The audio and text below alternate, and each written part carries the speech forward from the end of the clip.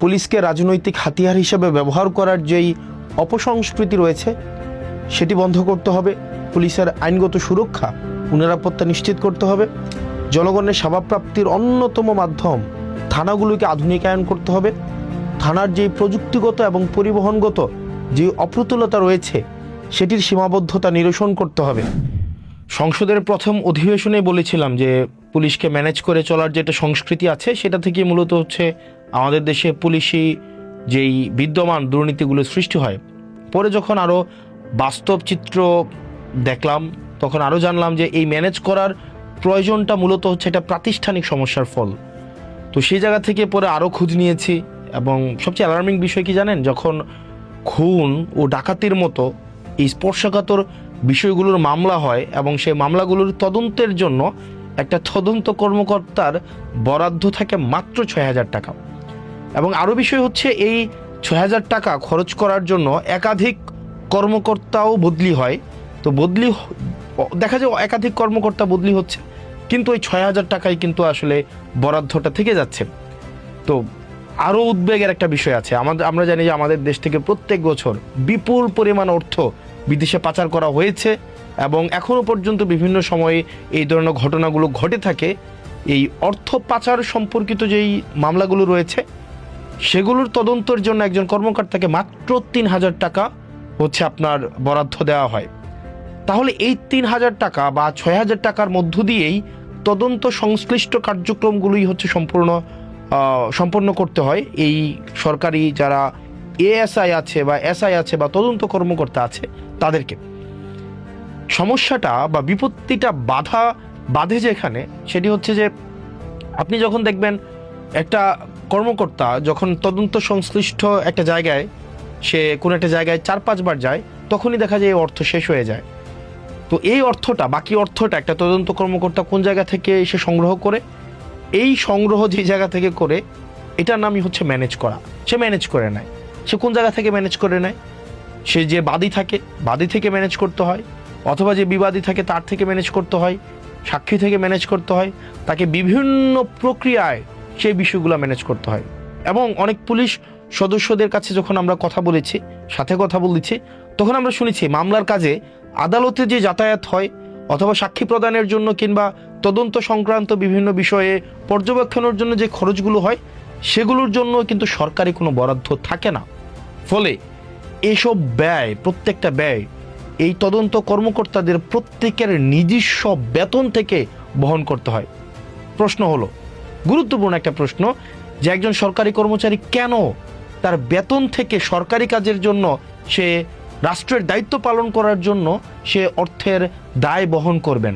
আর বিশেষত constable, ASI বা SI, তাদের বেতনই বা কত? একটা এএসআই বা এসআই কয় টাকা বেতন পায়? এই সীমিত বেতনের মধ্যে এই কার্যক্রম কতটা সম্ভব? সুতরাং আমি যদি এই বিদ্যমান সমস্যাটা রেখে আমি যদি একটা তদন্ত কর্মকর্তার কাছ থেকে স্বচ্ছতা প্রত্যাশা করি, তাহলে সেটা এক ধরনের হিপোক্রেসি। অর্থাৎ আমার এই বিদ্যমান ব্যবস্থাটাই একটা তদন্ত কর্মকর্তা, পুলিশের এএসআই, এসআই, কনস্টেবলকে দুর্নীতির দিকে, যেটাকে আমরা একটা একাডেমিক শব্দে বলি, ম্যানেজ করার দিকে ঠেলে দেয়। আরেকটা বিষয় হচ্ছে যে, এবং এটার মধ্য দিয়ে আমরা দেখতে পাই যে একটা দুর্নীতির স্থায়ী একটা প্রাতিষ্ঠানিক দায়মুক্তির ব্যবস্থা গড়ে ওঠে।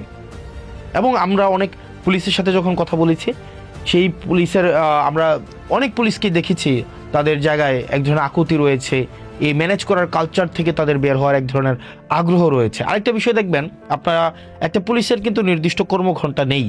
আমরা সংসদে বলেছিলাম যে 15-16 ঘন্টা বা তারও বেশি সময় যে ওভারটাইম করানো হয় সেটার জন্য যেন তাদেরকে ওভারটাইম দেওয়া হয়। কারণ তাদের যে চাকরির প্রকৃতি একটা জরুরি সেবামূলক কার্যক্রম, এবং তাদের জায়গা থেকে দেখা যায় আমাদের লোকবলের ঘাটতি রয়েছে, সেই জায়গা থেকে তাদের ওভারটাইম এবং জরুরি ভিত্তি বিবেচনা করে তাদের অনেক সময় তাদের প্রত্যাশিত বা তাদের বরাদ্দ কাজের থেকে বেশি সময় ডিউটি করতে হয়। সেই বিবেচনায় আমরা ওভারটাইম দেওয়াটা সেটা ন্যায্য। স্বরাষ্ট্রমন্ত্রী কথা দিয়েছেন, আমরা প্রত্যাশা করি সেই আশ্বাসটিকে উনি বাস্তবায়ন করবেন। পাশাপাশি আরও নিশ্চিত করতে হবে তাদেরকে যেন এই ম্যানেজ করে যে কালচার রয়েছে সেই কালচার থেকে তাদেরকে বের হয়ে আসতে এই সরকার তার ব্যবস্থাপনা নেয়। একই সাথে সাথে সরকারি অন্যান্য চাকরিজীবীদের মতো পুলিশের সদস্যদের কর্মপরিবেশ এবং সপ্তাহে যে ছুটি রয়েছে এই ছুটির ক্ষেত্রটি বিবেচনা করা যায় কিনা, কারণ তাদের মনস্তাত্ত্বিক সমৃদ্ধি, তাদের মানসিক প্রশান্তি বা মানসিক কার্যপ্রণালী পর্যবেক্ষণ করার জন্য ছুটির বিষয়টি বিবেচনা করা যায় কিনা রোস্টিং পদ্ধতির মধ্য দিয়ে, সেটিও সরকারকে বিবেচনা করতে হবে। একই সাথে সাথে আপনারা দেখবেন একটা পুলিশ কর্মচারীকে যেভাবে যে প্রক্রিয়ায় লেগুনাতে করে এনে খাওয়া দেওয়া হয় রাস্তার মধ্যে, আপনারা দেখবেন সেটি অমানবিক। এইভাবে আসলে আমরা চাই পুলিশের জীবনমান, তাদের যেই থাকার জায়গাটি রয়েছে, একই সাথে সাথে তাদের খাদ্যাভ্যাস, তাদের খাদ্য সরবরাহ করার যে প্রক্রিয়াটি সেটি যেন মানসম্মত, স্বাস্থ্যকর এবং সম্মানজনক হয়, সেই বিষয়টি যেন নিশ্চিত করা হয়। এবং যে বিষয়টি গুরুত্বপূর্ণ, যে জনগণের একটা বড় অংশ এখনো পর্যন্ত বিপদে পড়লে পুলিশের কাছে যেতে দ্বিধাবোধ করে, এই অবিশ্বাসটা দূর করা জরুরি। এমন একটি পরিবেশ আমাদেরকে গড়ে তুলতে হবে যেখানে মানুষ প্রথমেই যেন পুলিশের শরণাপন্ন হয় এবং পুলিশ যেন তার আস্থার জায়গায় মানুষ পুলিশকে নিয়ে আসে। এর জন্য প্রয়োজন আমাদের গুরুত্বপূর্ণ পরিবর্তন দরকার। যেমন পুলিশকে আমাদের না বলা শেখাতে হবে এবং রাষ্ট্রীয় ট্রেনিংয়ের মধ্য দিয়ে সেটি নিশ্চিত করতে হবে। আইন বহির্ভূত বা অন্যায়ভাবে কোনো নির্দেশ এলে তা প্রত্যাখ্যান করার মানসিকতা এবং সাহস পুলিশের থাকতে হবে। আপনারা জানবেন যে অনেক ক্ষেত্রেই দেখা যায় প্রভাবশালী ব্যক্তি বা মহল পুলিশের উপরে চাপ সৃষ্টি করে অনেক সময় বেআইনি এবং নীতিবিরুদ্ধ কাজ করতে পুলিশকে বাধ্য করে। সেই জায়গা থেকে আমরা চাই পুলিশ বের হয়ে আসুক, পুলিশ না বলা শিক্ষক।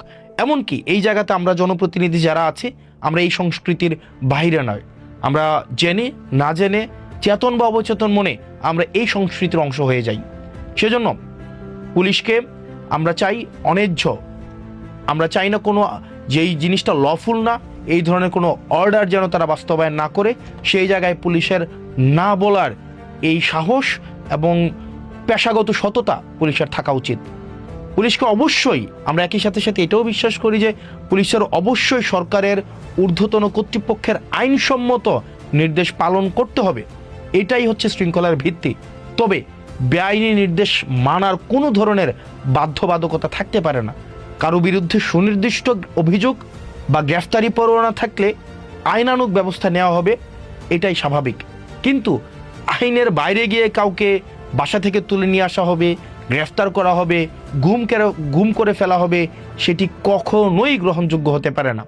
এই অবস্থান যদি আমরা পরিবর্তন করতে চাই, তাহলে পুলিশি সদস্যদের, প্রত্যেকটা সদস্যদের আইনি সুরক্ষা নিশ্চিত করতে হবে এবং সেটির জন্য আমাদের ঐক্যমত্য প্রয়োজন আছে। এই অবস্থান অবশ্যই পুলিশ যাতে বেআইনি আদেশ প্রত্যাখ্যান করার ফলে কোনো ধরনের আইনি জটিলতার মধ্যে না পড়তে হয়, কোনো ধরনের হয়রানির শিকার যেন কোনো পুলিশ সদস্যকে না হতে হয়, সেই বিষয়টি ওই সরকারকে নিশ্চিত করতে হবে। একই সাথে সাথে এটিও নিশ্চিত করতে হবে মেধা ও যোগ্যতার ভিত্তিতেই পুলিশের পদায়ন ও পদোন্নতি যেন নিশ্চিত হয়, সেটিও সরকার যেন নিশ্চিত করে। পুলিশের পেশাগত স্বাধীনতা ও আইনি সুরক্ষা নিশ্চিত করা এটা আমাদের সবার অঙ্গীকার। আমরা চাই পুলিশ স্বাধীন এবং সুরক্ষিতভাবে তার পেশাদারি ভূমিকা পালন করুক। আমি একজন জনপ্রতিনিধি হিসেবে আমি যখন মাঠ পর্যায়ে কাজ করতে যাই, আমরা দেখি রাষ্ট্রের পলিসি বাস্তবায়ন করার ক্ষেত্রে পুলিশের ভূমিকা ফিল্ড লেভেলে অনস্বীকার্য। তো সেই জায়গা থেকে এই যে আমরা পুলিশ সংস্কার কমিশনের কথা বলছি, এটি শুধুমাত্র পুলিশের নিরাপত্তা দেওয়ার জন্য নয়, এটি শুধুমাত্র পুলিশের অধিকার যথাযথ বাস্তবায়ন করার জন্য। পুলিশ যদি জনগণের হতে চায়, আমরা চাই না পুলিশ কোনো দলের হোক, পুলিশ কোনো সরকার দল, বিরোধী দল, পুলিশ কোনো এই ধরনের দলদাস হিসাবে পুলিশ তার কার্যক্রম পরিচালনা করুক, সেটা আমরা কখনোই চাই না। আমরা চাই পুলিশ জনগণের হয়ে উঠুক। সেই জায়গা থেকে আমরা কিছুদিন আগে একজন পুলিশ কর্মকর্তার যে ধরনের বক্তব্য আমরা শুনেছি, সেটি পুলিশের, আমি বিশ্বাস করি বা আমরা যখন পুলিশের সাথে কথা বলি, অধিকাংশ পুলিশের মনস্তত্ত্ব বা পেশাগত যেই দায়িত্ববোধ, সেই পুলিশ কর্মকর্তার অবশ্যই বক্তব্যের সাথে সাযুজ্যপূর্ণ না। তো সেই জায়গা থেকে আমরা চাই পুলিশকে আধুনিক, যুগোপযোগী এবং জনগণের পুলিশে যদি আমরা রূপান্তর করতে চাই, তাহলে পুলিশের যে সেবাগুলো রয়েছে সেগুলোকে নিশ্চিত করতে হবে, কাঠামোগত পরিবর্তন করতে হবে, তাদের আইনি সুরক্ষা নিশ্চিত করতে হবে এবং দিন শেষে তাদেরকে না বলা শেখাতে হবে।